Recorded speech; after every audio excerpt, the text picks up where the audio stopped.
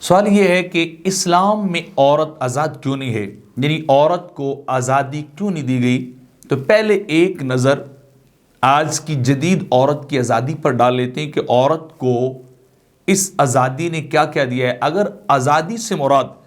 صرف یہی ہے کہ عورت جو ہے وہ اس کو تجارت کے لیے استعمال کیا جائے، آپ نے گاڑی بیچنی ہے ساتھ عورت ننگی کھڑی کر دیتے ہیں، آپ نے اپنا کیمرہ بیچنا ہے ساتھ عورت ننگی کھڑی کر دی گئی، آپ نے اپنی بائک بیچنی ہے،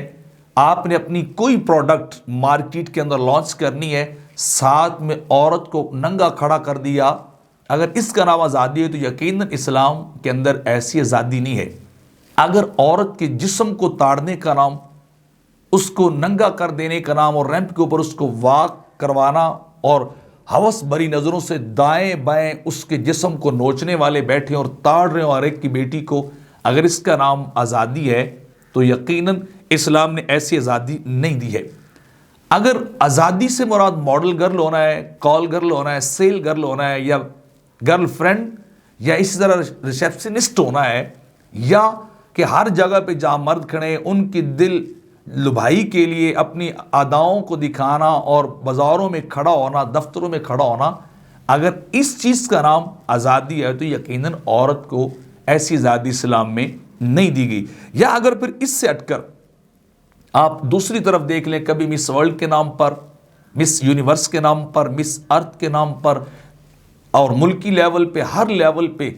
عورتوں کو ننگا کر کر کے ان کے جسموں کو دیکھنا، تاڑنا، پتہ نہیں کیا کیا کرنا، انٹرٹینمنٹ کے نام پر جو ہے وہ عورتوں کے ننگے منظر دیکھنا دکھانا، پورن انڈسٹری کا فروغ پانا، یہ چیزیں اگر عورت کی آزادی ہے تو اسلام میں ایسی کوئی آزادی نہیں ہے۔ اس طرح عورت کی یہ ساری باتیں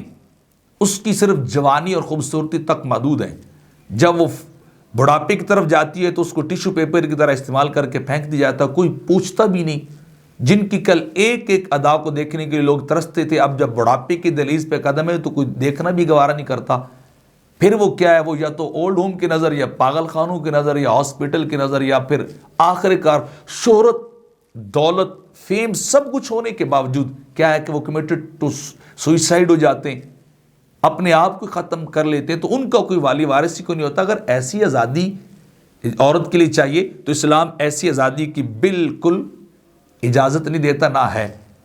نہ اسلام اس کو اچھا جو کہ صورت میں سمجھتا ہے۔ اور اس کے ساتھ اگلی بات بھی یہ کہ خاندان تباہ، معاشرہ تباہ،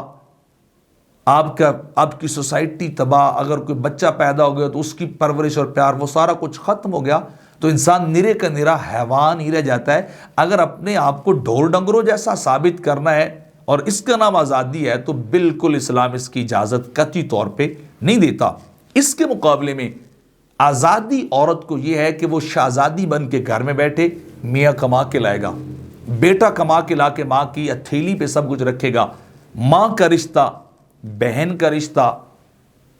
بیوی کا رشتہ، خالہ پھوپھی کا رشتہ، یہ تقدس بر رشتے ہیں کہ جن کے اندر اس کے ساتھ مرد جو ہے فیملی کے وہ گارڈ بن کے پھرتے ہیں، وہ اس کی حفاظت کر رہے ہیں، اس کو دھوپ نہیں لگنے دیتے، اس کو ہوا گرم نہیں لگنے دیتے، اس کو کسی کو تاڑنے نہیں دیتے، اسے جو ہے وہ ننگا نہیں کرتے، بلکہ ریسپیکٹ اور ادب کے ساتھ جہاں بھی جاتے ان کا احترام کرتے ہیں، ان کا ادب کرتے ہیں، ان کی خدمت کرتے ہیں، جو کچھ ان کی ڈیمانڈ ہوتی وہ اپنی استطاعت کے مطابق وہ لا کے بیٹھیوں کو لا کے دے دیتے ہیں۔ تو بتائیے یہ آزادی اچھی، یا کہ وہ ہر ایک کی نظر کا شکار ہونا اور ایک جو ہے وہ کھلونا بن جانا، سیکس ٹوائز بن جانا، وہ آزادی؟ تو اسلام کے اندر یہ جدید آزادی نہیں ہے۔ اسلام پہلے دن سے آزادی دے چکا، ان کو سیکیور کر چکا، عورت کو ان کو غیروں سے بچا چکا، ان کی عزت کا رکھوالا بن گیا، ان کی کمائی کا رکھوالا بن گیا، ان کی زندگی کے باقی معاملات کے اسلام نے باپ کو، بھائی کو، میاں کو، بیٹے کو، پوتے کو رکھوالا کر دیا کہ ایک عورت، اس سے کچھ نہیں ہونا چاہیے، اس سے محنت نہ کرنی پڑے، اس سے زیادہ جد و جہد نہ کرنی پڑے، یہ کئی بار نکل کے اپنی عزت نہ گوا بیٹھے، اس سے کچھ بھی نہیں، اس کو جو ہے کیا کرو، سب کچھ کما کے لا کے دو۔ تو یہ آزادی تو ہے اسلام میں، وہ جدید آزادی جس کے اندر اس کے جسم سے کھلواڑ کیا جاتا ہے، قطعی طور پہ نہیں ہے۔